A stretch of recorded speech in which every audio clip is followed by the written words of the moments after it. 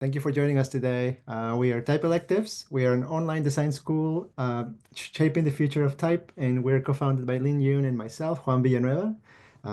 At Type Electives, we try to offer classes that go beyond traditional type design education, including classes focused on letter forms like type design, lettering, creative technology. And our faculty is made up of people who approach their practice with respect, responsibility, criticality, and love. And we are really excited to work with students who are eager to explore a future that is built in those principles. Today is the third of our lecture series, 3 out of 4, where we're working on supporting linguistic diversity through type design. So for this series so far, we've talked about with David Jonathan Ross about extending Latin language support. Last week we talked with Tiha about joint Vietnamese diacritics. And today we're talking with Aleksandra, talking about joint extended Latin. All of these talks are recorded, so you'll be able to see them either during the weekend or next week, and we'll be sending a newsletter with the link, so you don't worry about it. You'll be able to see it. Just subscribe to our newsletter. And next week, we're going to have a very special session as well with Manuela Perrocha talking about designing type for American Indigenous languages. So please make sure to RSVP, put your questions in the Q&A or the Zoom. And as usual, our goal with this series is to really create awareness, but also to create resources for people interested in supporting linguistic diversity. So with this, I'll pass the mic along to Lynn. All right. And to finish our housekeeping, just a quick reminder to follow us on Instagram and sign up for our newsletter so you can be the first to hear about upcoming classes and events just like this one. And if you'd like to support what we do, there are a couple of ways to help. You can share our events with friends or colleagues who might be interested, or make a donation through our website. And we really do mean it when every little bit helps us. Like for our classes, we always have scholarship seats. I think our stats are really high. I think we offer some form of scholarship to like more than half of every students who enroll in our program. So really thank you so much for all of those who already donate. Consider it if you haven't yet. And with that out of the way, let's get started with today's event. We are so excited to have Aleksandra. She is a Latvian-born type designer based in the Netherlands. She designs for Latin, Cyrillic, occasionally Greek, and consults on the former 2 scripts. Aleksandra is known for her typeface pilot, one of the few contemporary type designs that have been cast in metal, which is incredibly impressive, as well as her award-winning Cyrillic and Greek extensions of notable typefaces such as IBM Plex. Aleksandra also specializes in designing diacritics and special characters for the Latin script, and enjoys lecturing on the topic at various educational institutions, and among others, her alma mater Type and Media Master Program at the Royal Academy of Art in The Hague, KBK for those of you who might be more familiar with the acronym, and Type at Cooper in New York City. And Juan and I are just incredibly excited because we attended Aleksandra's diacritics workshop. You'll have to remind us what year that was, but I certainly remember just being so mind blown at all these things that we were learning, learning that there was so much out there, especially me in the context of Latin. I hadn't designed a character set beyond just English, which is base Latin. And I was like, oh my gosh, there's a whole world of diacritics out there that are so multi-layered. And anyway, you'll hear from Aleksandra, but thank you so much. Welcome to the stage. You can take it away from us. Yeah, thank you.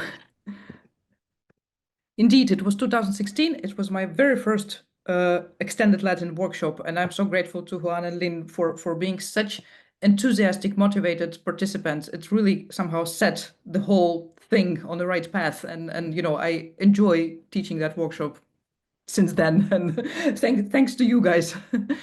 So, hello everyone. Thank you so much for being here.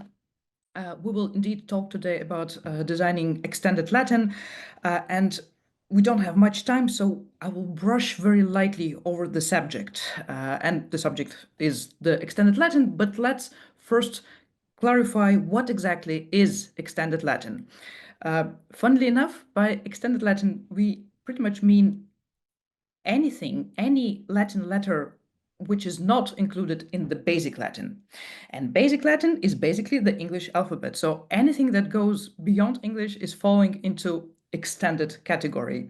And here I have to make a little deviation. You might already have heard discussions about how problematic the term non-Latin writing system is, right? Because such a term implies that there is the mighty Latin and then everything else that is not Latin. And it immediately gives you a notion about, let's say, who the boss is and which writing system is supposed to be important and which is secondary. And it probably shouldn't come as a surprise, but the situation within the Latin script itself is not all that different. So while the Latin script is frequently in the spotlight, not only other writing systems are left in the shadows, but also the less known areas of the Latin script itself. And unfortunately, such less known areas of the Latin script are the most of the Latin script, as you can see in that pyramid. So on average, that blue triangle on top of the Latin pyramid is getting 90% of time, effort, love, and attention from most type designers. And why exactly it is so, we can only guess. I'm sure you have a guess or two. And I dare say that type design and typography in general always have been quite a trustworthy reflection of other aspects of human life, maybe even some power dynamics in the world. But while the basic Latin is this kind of yardstick to all things type and typography, the Latin letters beyond the English alphabet are often considered just add-ons to the basic Latin, and these letters rarely take center stage in the design process. They are often considered just a part of the production process, and frankly, that does show in the result, in the typefaces. So, as always, I always tell to my students that the chances that a typeface will be used for language beyond English are pretty high. And here it's important to remember that the absolute majority of the languages based on the Latin script do feature either some letters with the diacritical marks or some additional letters or both. And as it goes with all writing systems, the native expertise is also appreciated when dealing with Latin. However, there is a certain paradox about the Latin script. One could argue that it's almost impossible not to be native to the Latin script nowadays, at least to some extent, because there is a good chance that you will be intensely exposed to the Latin, even if you are growing up in a different writing system. But then again, the Latin has grown to be such a bulky, vast system that even if you are an experienced type designer, perfectly native to one of the Latin-based alphabets, it's still quite possible that you won't have a clue about the peculiarities of another Latin-based orthography, Latin-based alphabet. So unfortunately, there is no universal expert or tool or resource that will make sure that your extended Latin is all right. It's to some extent, it's a path every type designer will have to walk on their own with some help from colleagues, hopefully. But what definitely helps is at least to acknowledge the fact that the letters beyond the basic Latin alphabet, beyond English alphabet, will require an adequate amount of time to do trial and error, research, to prove, to test, to go back and forth. And it also helps to think about those characters early in the design process. If you're sketching your lowercase a, consider just in the same sketch to sketch a diaresis on top of it, or an ogonek, or any other diacritical mark to see how it feels, how it sits on top of your letter, because pretty much you will not be able to avoid them for long, and at least keep them in mind. That also helps. So my own expertise is more or less limited by the green and blue triangle, which is roughly speaking the Unicode block Latin extended A. And this character set by now is some kind of unspoken standard of the font industry nowadays. Most fonts will have those characters in them. But there is still quite some room for improvement of those characters quality-wise. So quantity-wise, we kind of reached some level, but quality-wise, there is still some work to do. And I come from Latvia, a country with quite a few diacritics in our Latin-based orthography, in our Latin-based alphabet. And even our capital Riga offers a very concrete idea of how weighty of an issue diacritics can be, like both literally and metaphorically.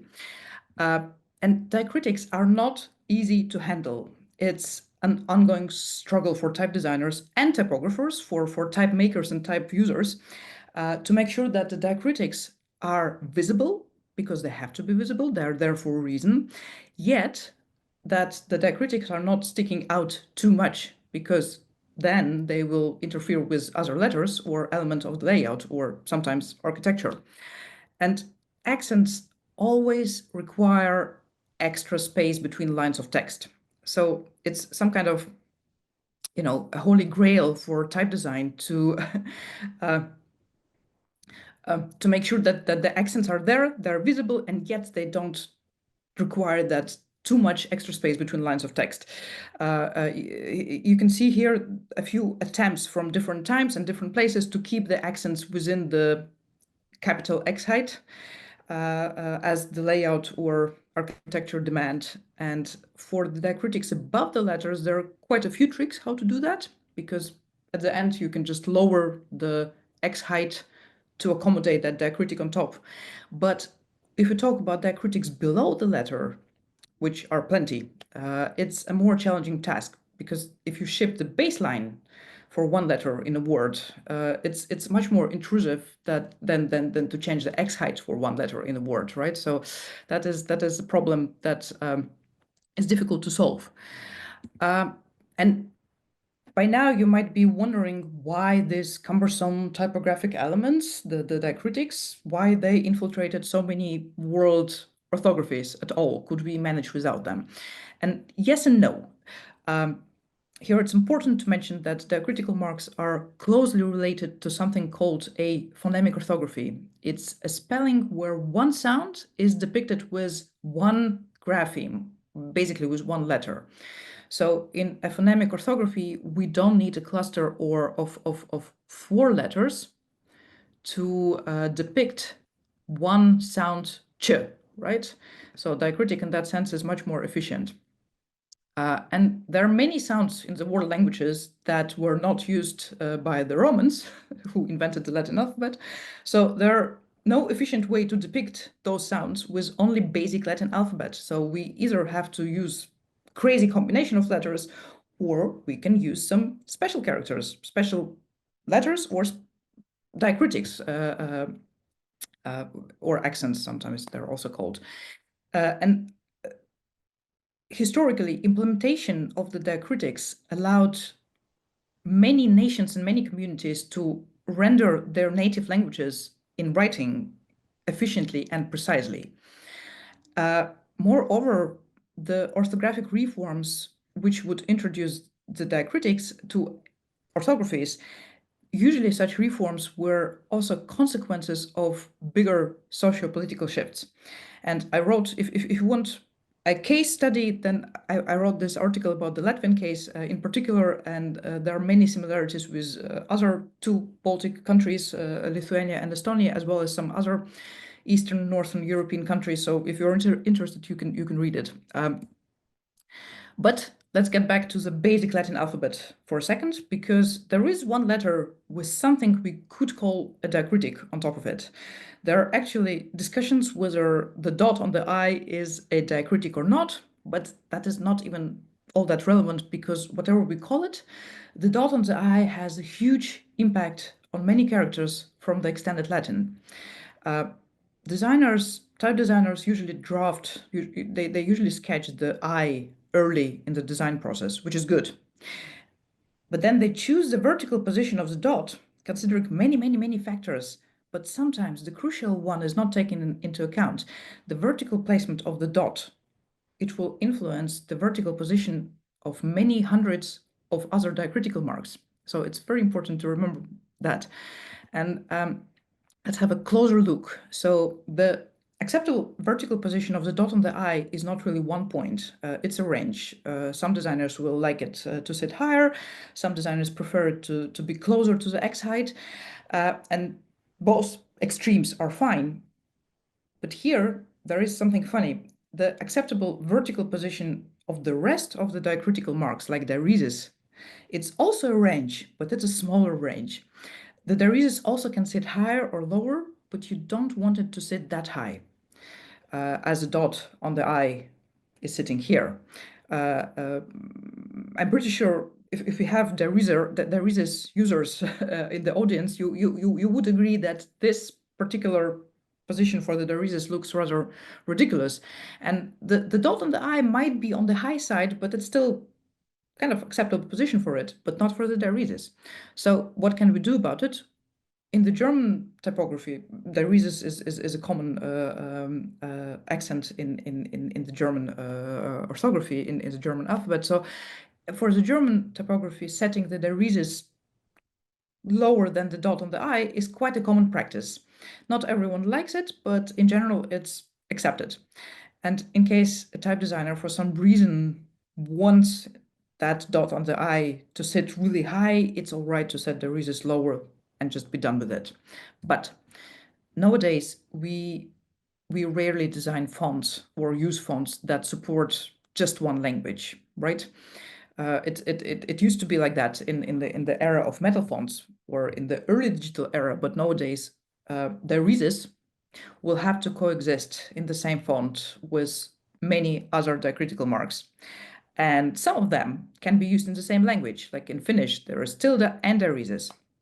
And for many world readers and type users, it will become a problem if their diacritical marks are not placed consistently with a dot on the I, if there is discrepancy in positions.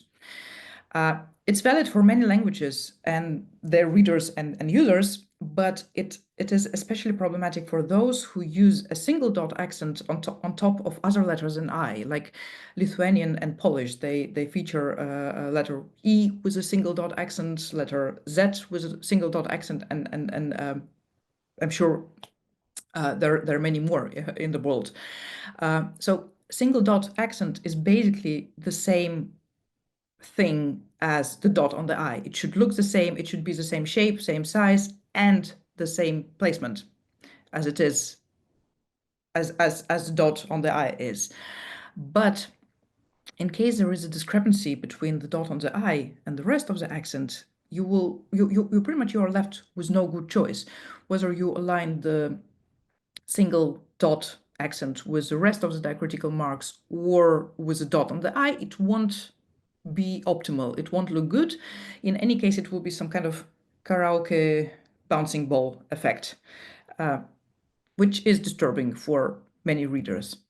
And wouldn't it be just wiser to choose the placement for the dot on the I, keeping in mind all the accents that will be dependent on that decision, and maybe, sometimes hold back a little bit designer's ego that urges you to put the dot on the I eccentrically high or too low, or in the position that is not comfortable for the rest of the diacritical marks. And many colleagues might say, or at least think, that I'm asking too much, but that is also telling of how focused we are on the privileged part of the Latin within the Latin script. So now, when we know where it all begins with the dot and the I, here are a few fun facts about the diacritics that go on top of the letters. So you probably know it already, but just in case you don't, it's common to make two sets of the diacritical marks, one set for the lowercase and one set for the uppercase. And there is plenty of space above the lowercase X height, so comparing to the space available on the top of the uppercase letters. That means that the accents on the lowercase may be bigger, taller, just better visible, which is useful when we are reading a longer text. However, the diacritics that go on top of the uppercase better be somewhat compactor vertically. Otherwise, the poor typesetter or designer, graphic designer will need that extra leading, extra space between the lines of text. So uppercase diacritics usually are just flatter or smaller than the lowercase ones, and you can also change the angle of your steep accents like acute and grave without cutting them shorter. You just put them a little bit more on the side, and that solves some space problem that is more economic space-wise, vertical space-wise. The small caps, there are several schools of thoughts, because you can say that since the small caps have the construction of the capitals, they should also feature the compact uppercase diacritics. On the other hand, the small caps are shorter than capitals, so they have more space above them, and they could use the lowercase accents. I think either way of thinking is valid, but there are also some designers that make a third set of the accents to use for small caps specifically, and they just literally interpolate the lowercase accents with uppercase accents to get something in between. And obviously the sorry, that's too fast. The diacritics will follow the general qualities of your base letters. However, the connection is not as straightforward as you might think. So if letters are wide, you might be inclined to design the steep accents like acute or grave, also flatter, using all the horizontal space that you've got. But funnily enough, the steep accents will still work fine on really wide letters, but then very flat accents on the narrow letters, they look more eccentric. Nothing wrong with that, but it's more of a statement, yeah, something like that. And the last from this slide, diacritics are small elements, and as it goes with the small elements in type, we want them bigger in small sizes.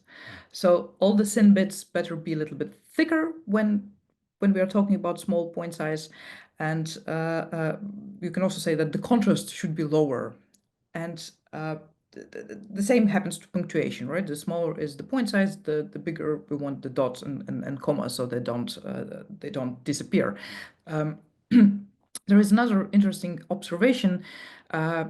The smaller the point size of the text, the more space we want between the letters. Usually we then are adding extra spacing there, but it also works in a vertical direction. So the smaller is your intended size, usage size, the more distance I would place between the diacritic and the base letter. Okay, this slide might be a little bit disappointing after all I have said about the shape of the diacritics, but it's also important to remember that diacritics rely on the context a lot. So a diacritic, an accent, it has a function to differentiate an accent-less letter from a letter with an accent, and to do so, it is sometimes enough to place something of the right proportion in the right place, and it will be recognized as a diacritic, as a relevant diacritic by a native reader.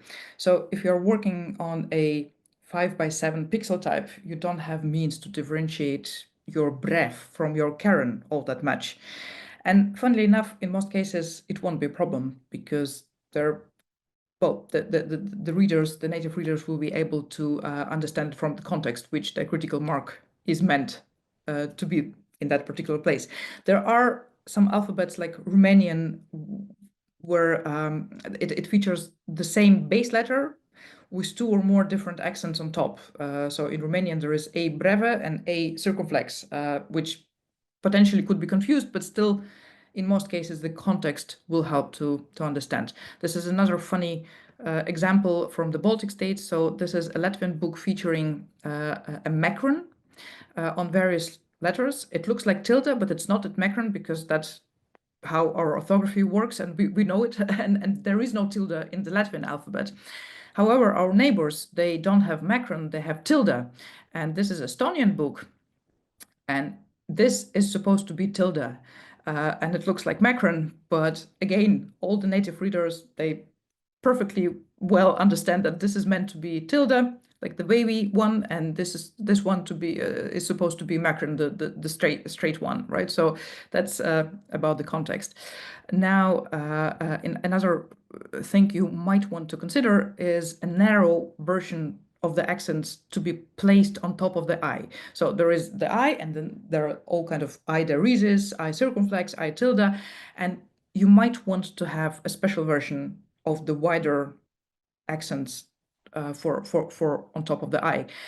In serif typefaces, it's usually less of a problem because the serifs, they serve as some kind of buffer, and the spacing is usually a little bit looser, but without serifs, and especially in very condensed and heavy types, the normal width of the wider diacritics on top of the I will result in unpleasant clashes, but also, you know, between two ascenders, it will feel very squished, or actually will clash in the ascenders, and that's not good. There are some things about diacritics that unfortunately you cannot guess. I mean, everything that I told before, it's somehow logically deductible, right? You can deducible. Well, you can deduce it logically. So, however, there are things that you cannot guess that they are as they are. You just have to know that, and that's why I also mentioned that you need time for research. So, for example, some diacritics take irregular shape in some languages. So all this T caron, D caron, L caron, they're all called a letter with a caron. However, in lowercase t, d, l, and uppercase l, it takes this vertical shape, reduced shape of the caron, and it's not placed on top of the letter, it's placed on the side of the letter. You couldn't have guessed that. You just have to know that. Yeah, that's one of those things. And another thing you have to know, unfortunately, is that in handwriting, some letters, again, they take unpredictable shapes. So in Roman and Italic, the G comma accent, the Latvian G comma accent, it will feature this comma accent at the bottom and at top. But then in handwriting, for some historical reasons, we just write it with a caron on top, and it is the same letter. It's perfectly recognizable as that letter, but it's written in this weird way, and maybe slightly less weird, but still rather weird a discrepancy between upright, italic, and handwritten constructions is this is the Polish L with a slash. So in both upright and italic, you have the stroke, the extra stroke going through the letter L, but in handwriting, the lowercase l features the stroke on top of the letter. It can be straight, it can be wavy, but it goes on top of the letter. And I think the logical reasoning behind it is that otherwise it will look too much like a T, like a lowercase t. But yeah, that is something that one cannot guess. And here is just a quick proof that it does matter for the native readers, because this is the original font featuring the comma accent, and it's clearly a hand imitation of a handwriting.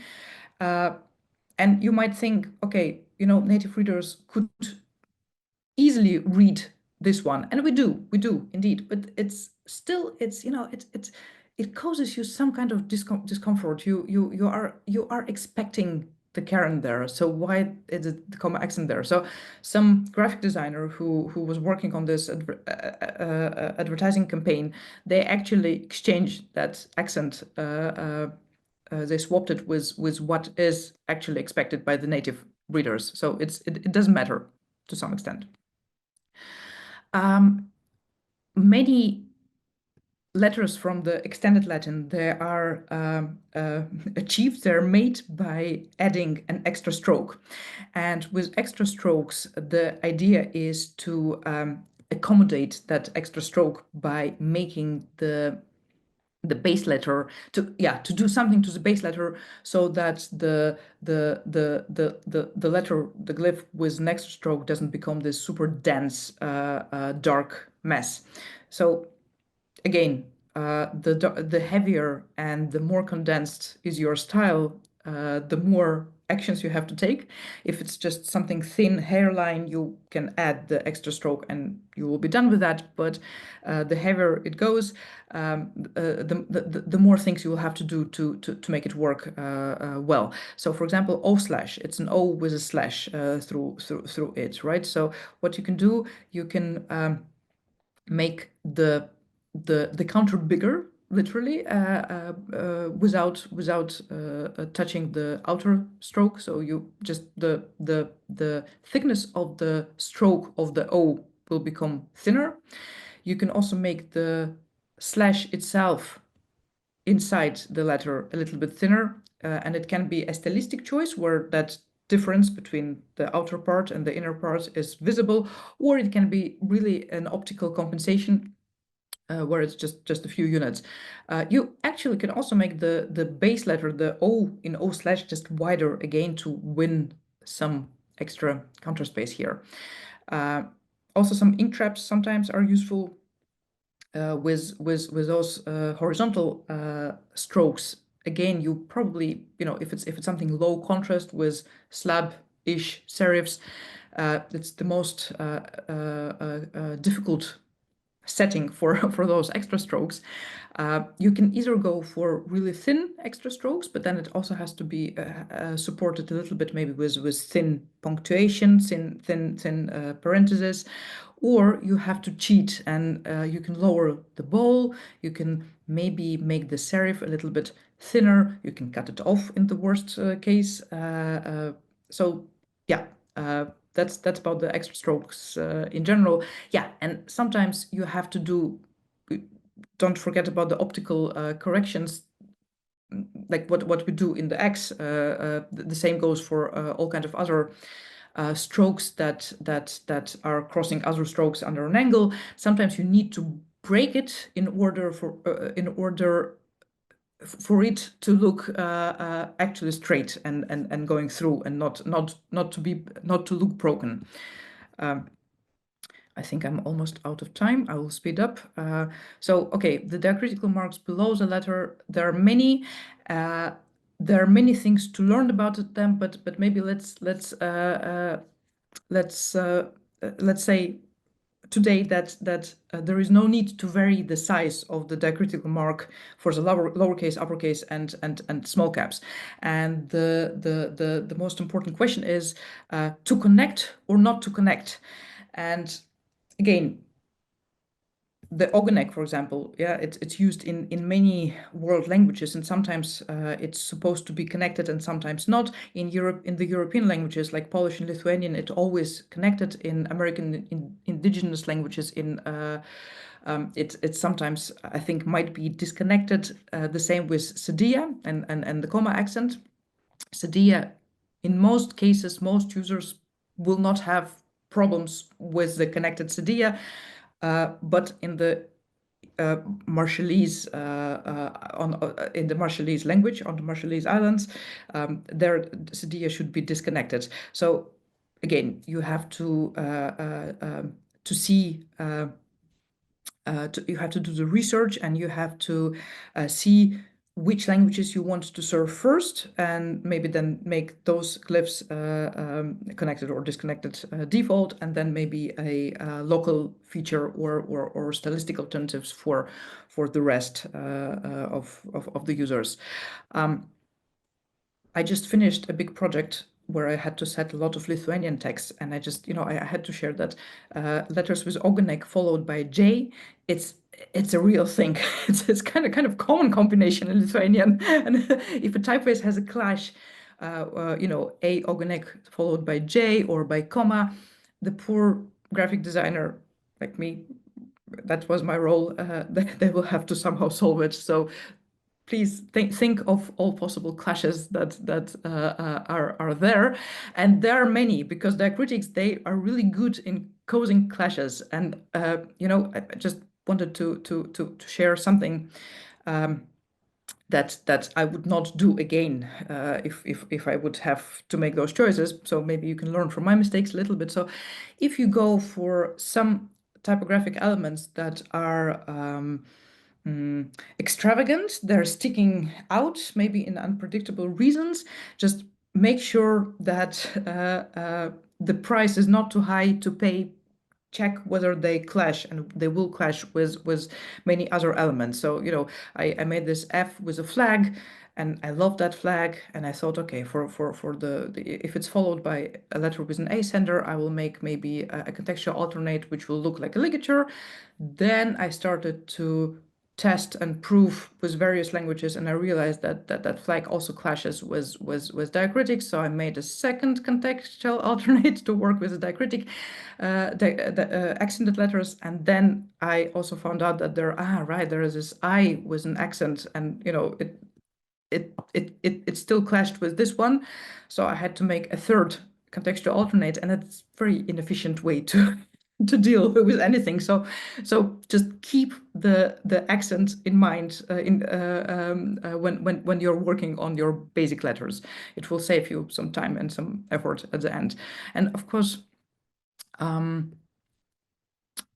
kerning, nowadays we probably use groups, right? We don't want to kern T, capital T, with all accented A separately. So we'll put all the A acute, A bref, A circumflex, and etc. We will put it in one group, one kerning class, and we will kern it to a capital T. But then again, the more condensed, the heavier is your style, the bigger is the chance that there will be some clashes, especially with the letters, with the capital letters, with a lot of counter space underneath, like diagonal letters and T and F. So please double check those combinations for any unpleasant clashes, and maybe you need an exception or two there. Also for small caps, because sometimes, you know, there is a capital plus a small cap following it. Also, punctuation. Diacritics followed. Actually, you know, it's not only letters with irregular diacritics, but just in general, letters with diacritics followed by question mark or quote can be a problem. Well, this is debatable whether we have to kern everything with everything, but this is kind of a safe bet solution, just to kern everything with everything. But then, you know, your kerning table might overflow, or it also takes a lot of time. So you might want to filter a little bit what you kern with what, because many letters normally would not occur in the same word because they belong to different alphabets, and it's very unlikely that they will ever meet in the same word where the kerning should be necessary. That is it. So thank you so much for listening, and I will stop sharing for now, but if there will be need to share it again, I will gladly share it again. Thank you so much, Aleksandra. Uh, That was so amazing. And yes, I agree with folks in the chat. It's so helpful. And again, like another reminder for folks, we're gonna have Q&A for the next 20 minutes or so. So if you have any questions for Aleksandra, please put it in the chat, or the Q&A function will ask. I wanted to start off with this question though, which is a question that I always ask myself as well. Like so in your slides, like you had examples of making sure the diacritics were not touching with what came in front, such as you know, kind of like the last slide when you're talking about you know, like capital letter T followed by a letter with an accent, and you had kerned it slightly apart. But in that example with the F, for example, like you were designing alternates that could, you know, that were overlapping slightly, although the diacritics could still be recognizable. Like, do you keep them consistent? Like, as in, like, if the diacritics are touching, they're kind of touching across the board. You always make them separate. Like, do you have any thoughts about that?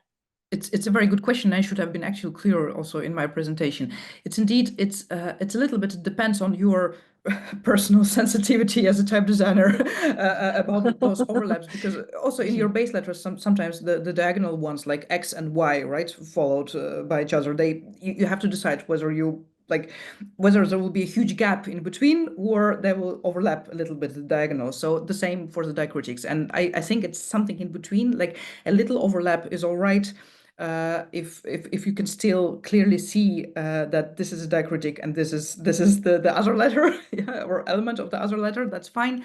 And I think it's also how you approach the base letters I think you can translate the same approach to your diacritics, but as long as they are, yeah, what I also, I don't like when they are like almost touching, but not quite, then I would actually prefer maybe a little overlap rather than that one unit gap in between. So I think it's a little bit like yeah, a personal idea of what is pleasant for the eye, but I think that your general approach to that to the base letters can be translated to the diacritics, but indeed some consistency within a typeface probably is a good thing, and yeah, a little overlap is fine if you feel fine looking at it, and the diacritic is still recognizable as such, Yeah. Because with the ogonek followed by the J, right? There they were clashing in such a strong way that it's really like which part belongs to which letter, right? So that is to my eyes that was too much. So yeah, but long answer. Sorry. No, thank you so much. This is so helpful. Yeah, we're getting a lot of questions in the chat, so we I will have a dive into question those. too. Yes, sorry, go ahead. No worries. Yeah, we have a lot of questions in the chat. So yeah, we'll keep an eye on that real quick. Don't forget to add your questions. I do have a questions about how you kind of like shift your mindset when you're drawing the critics for text versus display.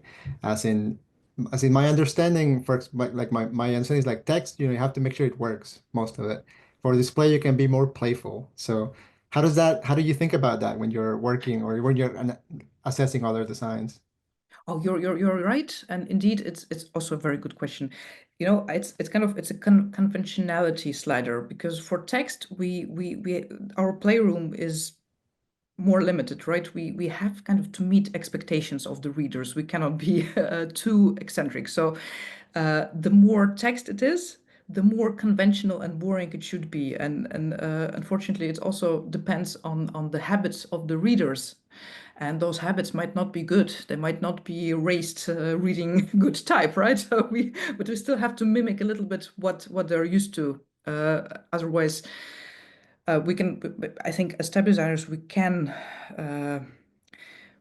try to make people get used to better, what we think is better for them, but still it has to be like small steps. We cannot be too radical. So yeah, the more text it is, the more Times New Roman it should be. I mean, no, it's I'm no. Yeah. Let's erase this part. But yeah, but yeah, that's how I think about it. No, thank you. That's very valuable. I think this question from Jay might be a little bit related, perhaps. Considering the sizes of the letters and how they interact with different diacritics, would you have to design a different size font? For example, not expecting your word processor layout program to automatically size the font. Like say a font made for 18 point and then another size font made for 36 point.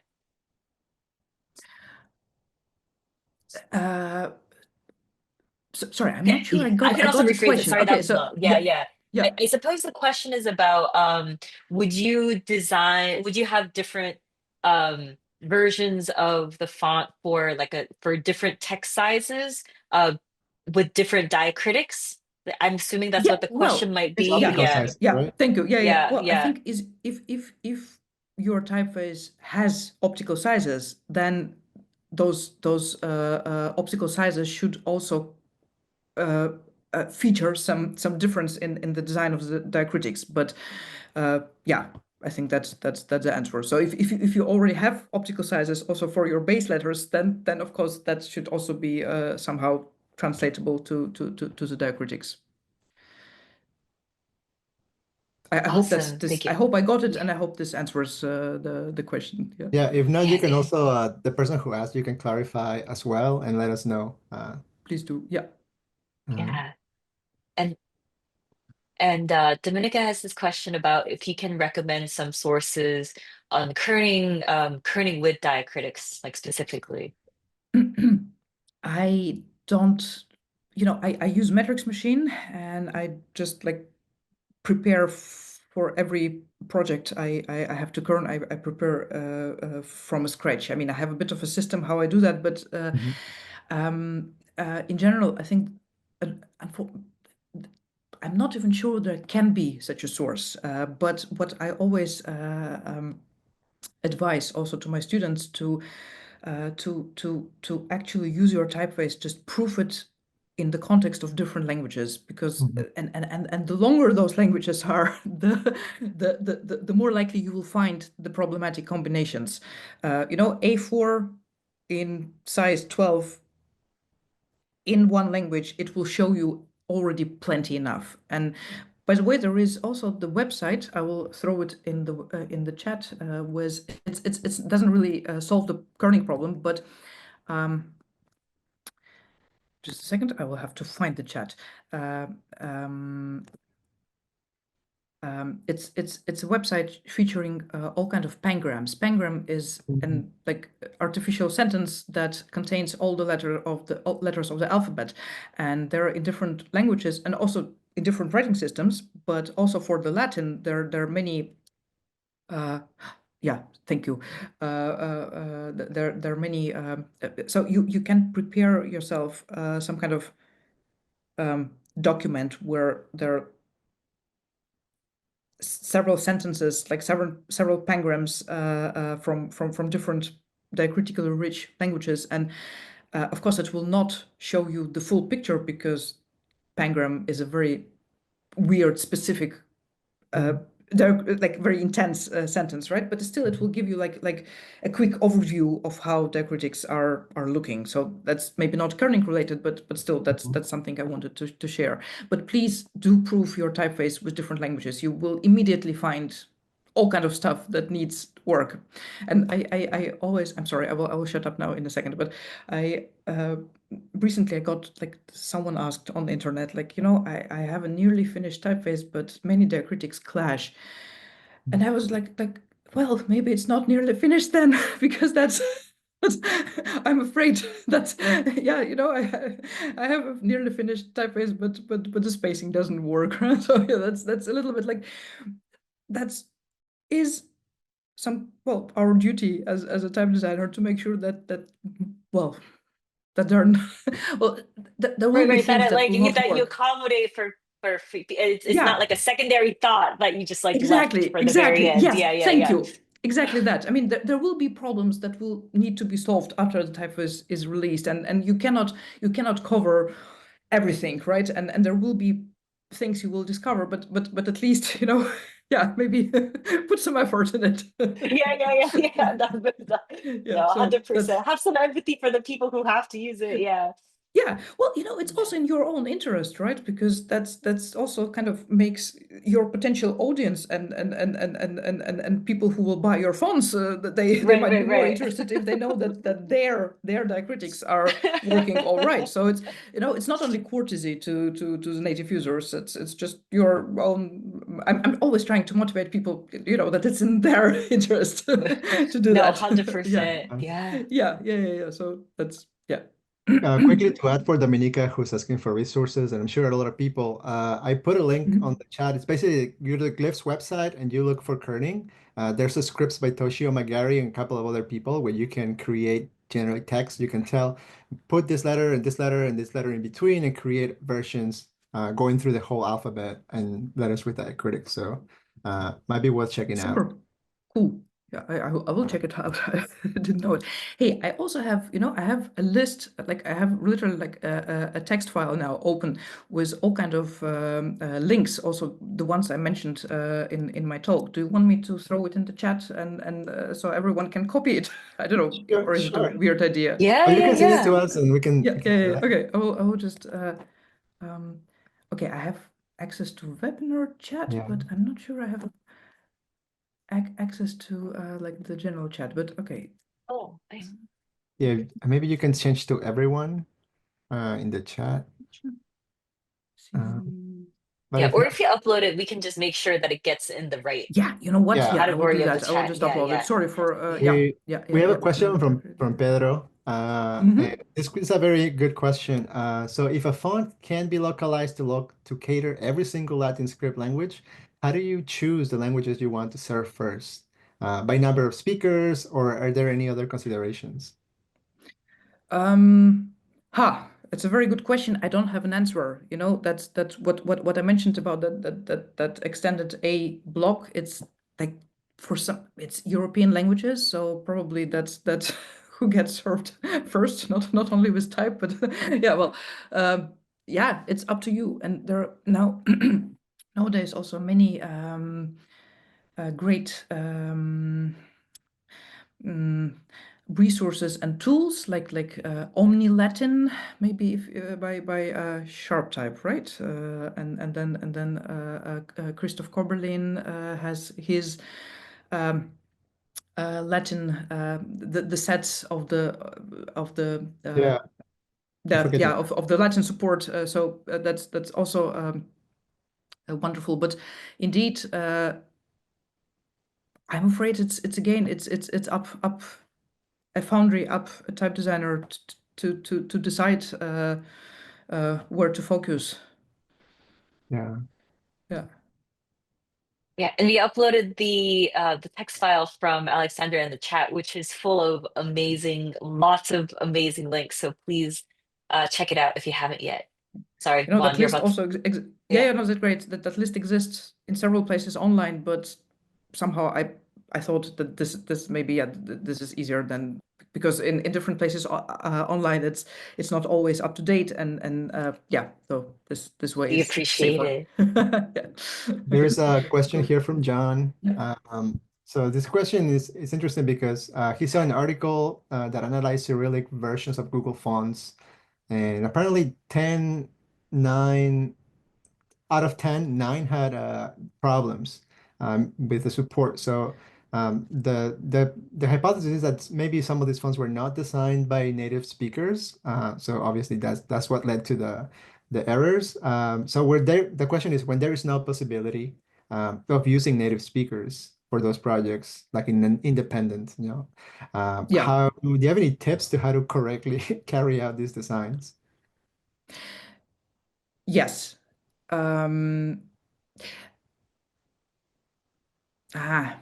It's a Yeah, difficult one because, you know, if there are no natives, if you cannot get native speakers or maybe even native designers, because there is a difference between just a layman, which is a native speaker or right, reader, and a native designer, because you know, being native to a language doesn't make you immediately by default an expert right. on your own script, right? You still have to learn the trade, yeah, the how type design works. However, yeah, being native, it means that you are exposed to many instances of your own language, of your own script, and that definitely helps.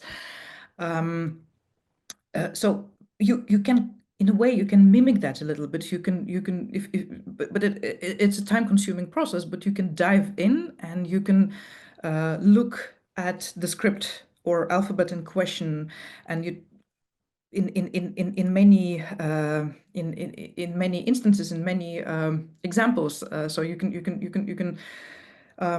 you know, you can go on Google Maps and try to walk on the streets of the say of the place in question and look at the signs.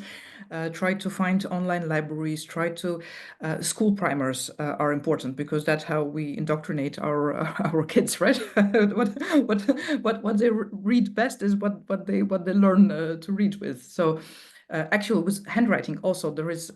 I forgot to mention, but if you're working on a handwritten font, if it's a connected script, well, obviously it's like imitates to some extent handwriting, but even something Comic Sans-ish, just informal writing, you can try to translate something like learning to write, or how to learn to write, and you can translate it to a language in question, and you can Google that in that language, and then you'll most likely you will get examples of handwriting, you know, also school primers. But okay, that is specifically handwriting. But yeah, just you need the body of examples of type in question, and you have to familiarize yourself. with it. And in some cases, you know, if it's a very small minority, you as a type designer, you with your best intention, you also can probably make a choice for them, because if there are no specialists, you will have to offer them something and maybe see feedback. But you will have to make that first step, right? Because there is no tradition yet, and you have to create it. You have to create the what will be conventional for hopefully generations of readers. So that would be my answer.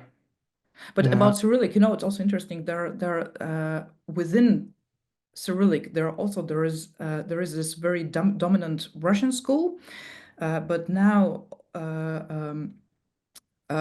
it became a question, like why do we always follow that?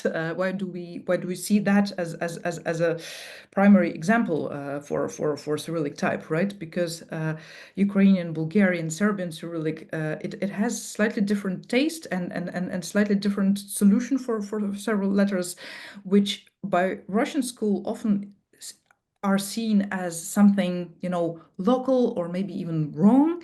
And I think that is changing now, because people start to question, so actually why is it wrong, right? Because we cannot always only point that because we always did it that way, or because some rational explanation would be good, because, you know, because that way it can be confused with that other letter or something like that.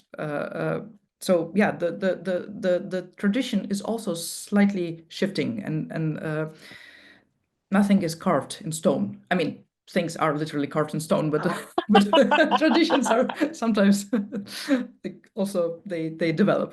Yeah, I mean, it really speaks to the fluidity of language and scripts and how things change as you have more people Yeah. designing, more people, more points of views. Things gets more open, things kind of evolve, especially Yeah. when you're looking at the handwriting that you shared. That was amazing.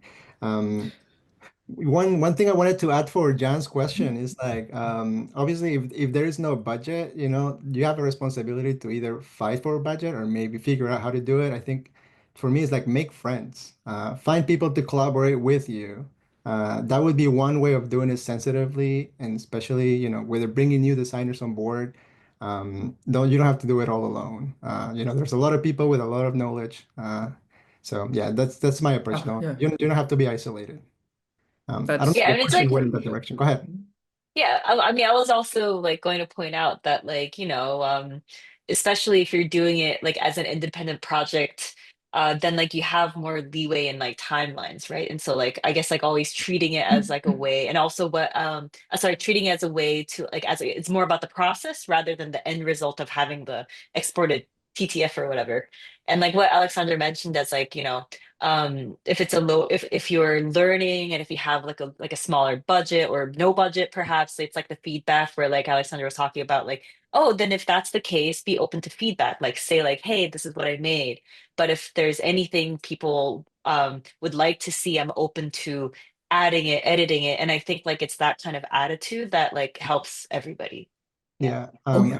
And it's not always money you can exchange. You can also exchange your skills. If you're a good designer, then maybe you can exchange some design work also for some consulting or something like that.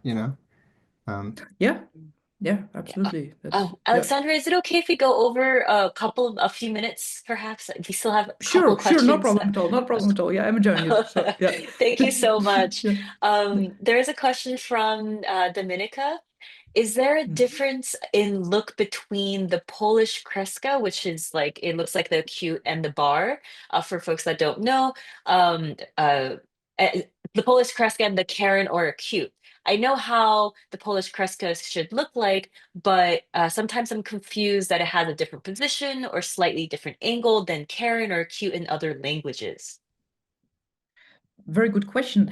Indeed, for a while there was it was known that Polish kreska, which is the Polish acute, roughly, it should be steeper and maybe longer than the acute. And I think that opinion came from Adam Twardok mostly, who pretty much there is like a website where he drew like the Polish kreska should be like between 40 and 60 degree slant is it should feature the slant between 40 and 60 degrees. But I ask every Polish type designer or graphic designer I meet about that, and usually they're slightly like maybe younger generation designers, but so far the consensus is that it's somewhat out of date. That statement that Polish kreska has to be steeper or different than the acute, because we different typefaces have different proportions, and we cannot always go with that particular angle, right? It's context dependent, right? So, and I think that most Polish type designers, I don't think that, I know that that most of them, most of those Polish type designers I spoke to, they are they don't bother to add this Polish kreska as a local alternative to their fonts, and they don't really expect anyone to do that. So that's, again, I'm not native, and also I think even among Polish type designers there won't be a full unity, but this is my impression for what it's worth. Yeah, I mean, I think like your approach, Alexandra, that you're always like continuing to ask people who are local, who are native, like I think like like the fact that you are continuously evolving and asking and checking, like, and like it's such an inspiration, and I think that's such a lovely, way to go about this, right? Like, yeah. Anyway, Thank you. I just wanted I to just just don't show want to take any appreciation. responsibility, avoiding any Too humble, too humble. some people say, and some other people say. I'm just a Yeah, I mean, librarian, kind of, in a way. I collect the stories. Yeah, yeah. No, I Oh. do have some opinion myself, but my Mhm, opinions myself, but yeah, indeed, there is there is plenty of opinions, and after all, every designer will have to make their own decision about these things. mhm. But I just want them for that decision to be informed. That's all, that it's not by accident, but that it was done consciously and with full understanding of what the options are. So yeah. Right, right. Like doing something while knowing and being informed is very different from like, I Exactly. don't need Yeah. anyone else's opinion and I'll just do whatever, right? Yeah, Yeah. Or I don't know, and I 100%. will do something, and just, yeah, yeah. That's what I want Yeah, to avoid. 100%. Yeah. Yeah. Yeah. Um, I have a question. I'm just curious about like if you've noticed any changes. Because when take care of us, the workshop was in New York City, obviously Yeah. mostly English speakers. So diacritics are kind of like new to a lot of people. Um, Most of the time, people are saying that. But you're also teaching online, which means that the students are more diverse. So I'm curious if you notice like, I don't know, what changes have you noticed in the way people approach diacritics, or even the way conversation you're having in the classroom with folks who are already engaged because they use it. Yeah, well, the diacritical users, those who have them in their alphabets, they will be in general more aware of of all the problems that diacritics in general can cause. But it still doesn't mean it. Usually, people know a thing or two about their own things, around their own accents, but it indeed doesn't mean that they will by default know about other Latin-based orthographies, but at least they will be aware of potential problems, right? Because they have that experience with them. And what I'm very happy about is that I see the tendency for foundries and independent type designers to normalize even more extended Latin character set, and interest going in that direction. And what I already mentioned, OmniTool and Christoph Koberlin, and so that makes me happy. So that's just, the coverage is growing, and hopefully with the quantity also the quality will will follow. Yeah. More people to talk to about tildes and backgrounds. Yes, that's my objective, actually. I just want to chat about things I like to people. It's lovely. It's so for everybody, definitely follow Aleksandra on Instagram. Or what are the ways that you like to, how do you keep people up to date with like your next workshop or like things that you're doing? What's the best way for people to keep in touch? Yeah, I'm afraid, my website is still under under like indefinite construction, but Instagram and Type Social, the Mastodon instance. I don't use Twitter anymore, but indeed, and my email, Aleksandra Samuļenkova at gmail.com for any specific questions. But I think Instagram and type.social are the safest ways. Yeah. I've put the links in the chat, Thank folks. So you. Thank you. definitely, Yeah. so definitely, Yeah. definitely check those out. Yeah. Well, we are over time, and I want to respect, everybody's time and everything. Oh, hang on. Okay, so there's maybe one last question. Please. Um, Rishi is asking, sorry if I'm mispronouncing your name. If we wanted a high-level critique of our in-progress diacritics, like, are you available via email or anything for, do you consult on these things? Rishi, I do, but I do that for money because if I get those requests quite often, and I will have then to make some kind of policy to whom I say yes and to whom I say no, and that is difficult. And if I just say yes to everyone, then it will end up in many hours of work, which you know I still have to pay the bills and spend some time with my family. So yeah, thank So you. one last I question. see. Yeah. If folks want to hire you for that kind of work, what should they just email you? Yeah, please. Yeah, that's yeah, that's Awesome. the best way. Mm. Yeah, folks, definitely. I mean, like all of this is such like hard-earned knowledge, and of course, it's like, it's yeah. I mean, like it's one of these things where like you're an expert and you continue to build up your expertise through like, continuously learning, and it's just so inspiring.